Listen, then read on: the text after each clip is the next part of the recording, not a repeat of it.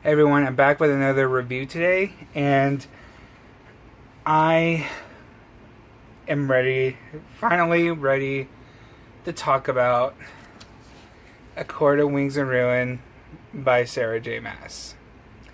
If you didn't know, this is the third and final book in the A Court of Thorns and Roses trilogy. There are three more books coming out in this world, so it's an extension. So it's still going to be the Court of Thorns and Roses series, but it's different. But this is the final book in Farah's arc, and I'm so upset to see it go. I don't think y'all guys understand. I am a massive fan of Sarah J. Maas. I love her Throne of Glass books. I love these books, and I will love anything that woman writes. I don't care what it is. I will love all her books. It's just the way it is. And I put up a vlog a couple of days ago of me buying this in the bookstore. I think this is the fastest I've ever read a 700-page book. I've read a few, and they usually take me about a week. But I'm in my final couple of weeks of school, and I really don't have time to read, but I made time to read. And I finished this bad boy in roughly 2.5 days. And I'm still a full-time student who's getting ready for finals and has other projects. So that is amazing for me. So I'm pretty proud of myself. Can we just talk about this cover for a minute? I know a lot of people didn't like it, but I adore this cover. It's my favorite out of the trilogy. It might be my favorite out of Sarah J. Maas's books. And I love that they took the dress from Charlie Bowater's art. Speaking of which, I will be getting that coloring book soon, and I haven't decided if I'm going to try and do any time lapses or anything, but you're not here for that. Anyway, so for my non-spoilery portion, it's going to be pretty short, but obviously I loved it. My favorite book in the world.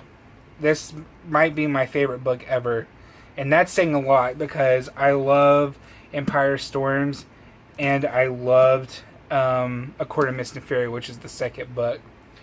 And the thing about Sarah that I love is that her books get better with each release, and she releases 2 books a year, so that's saying a lot.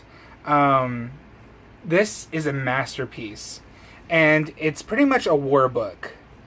Which is something that, if you've read up to A Court of Mist and Fury, is not a surprise. And I don't usually like war books because it's a little too info dumpy in my opinion, but we got a lot of world building in this, which I think is fantastic, especially for the next 3 books. This will be a nice platform for that to extend off of, which I think is awesome.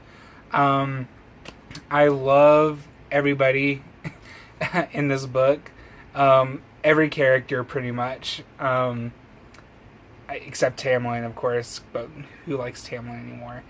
Although I'll talk about that more later. But yeah, if you have not read this book, I don't know what you're doing with your life. You need to read it, because I keep wanting to touch it. I think I'm going to put it down for a minute. Okay, but if you have not read this book, turn off this video, go read it. It will change your life. It's definitely made me feel all the feels. So I'm going to go into some spoilery discussions now. I'm trying to think of where to begin. So basically, Farah, at the end of A Court of Mist and Fury, goes to the Spring Court to be as a double agent for the Night Court. And she completely tears down the Spring Court from the inside out, which was an awesome process to watch. I love seeing her being conniving, but we all know that it's very much deserved. And I love seeing her see her tactics. I think they're very interesting by turning all of Tamlin's all of his soldiers and all of his workers against him. and it completely collapsed, which had some repercussions later on. But at the time, at least I did, I really enjoyed watching that. And then her and Lucien escaped the night court, and because Lucien wants to go back and reunite with Elaine, because now they're mates. So they go back and attempt to go back, and Lucien's brothers from the Autumn Court attack them, and my favorite people of all time, they came and saved Farah and Lucien, and I'm talking about Cassian, Azriel, and more.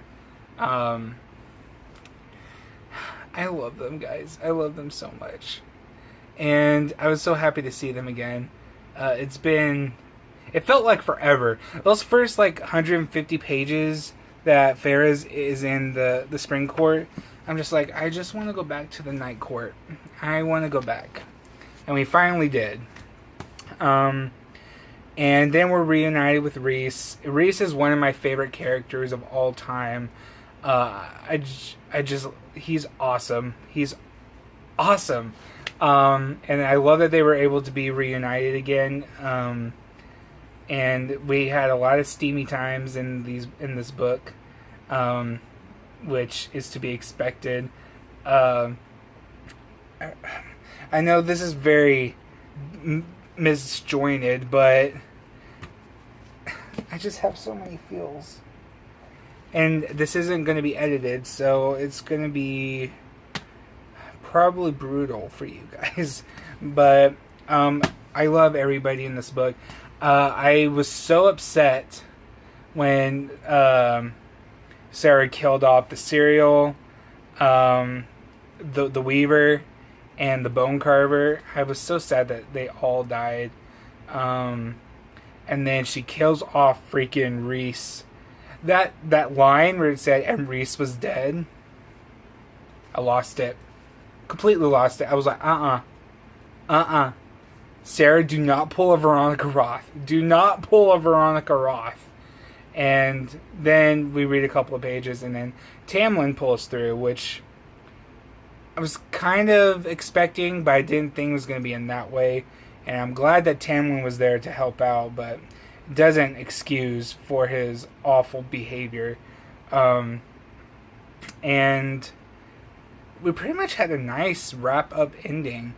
I really hope that the next trilogy is with Cassian and Nesta, because I feel like their arc is not completely closed. And if that's the case, then that means we have more Farah, more Rhysand, more everybody, and it's I'm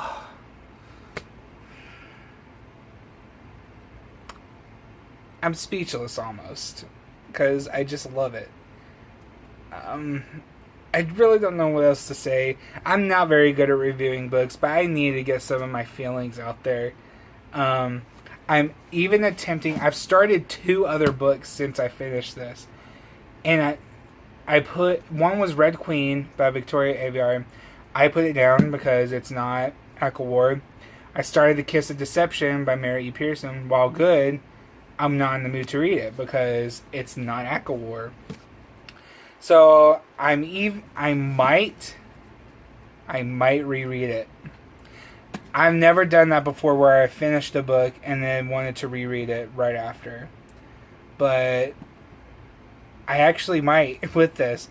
I didn't even do it with Akamath, and I almost had the same feeling with Akamath. But this book means so much to me, and I want to meet Sarah one day to tell her how much these books have impacted me.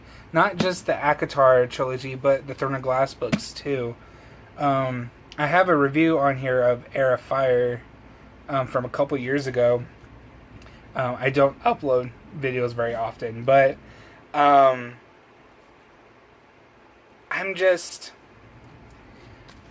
these books touch me. They really do. I don't know how exactly to say this, but I mean, I deal with anxiety. I deal with depression. School is hard. I don't know if any of you guys are in university, but it's tough, and it really tests out your strength as a human being. And these books help me so much.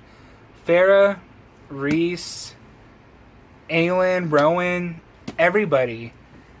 Every character from a Sarah J. Maas book has influenced me in some way. Reese is definitely, while I guess problematic in some instances, like in Akatar, is a good judge of character and just a really decent person. And I really admire that, and I strive to be like that. And I know it's not very healthy to base real life on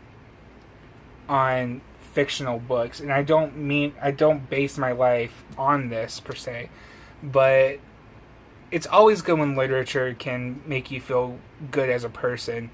And as someone who deals with self-doubt and all those other things, it's just,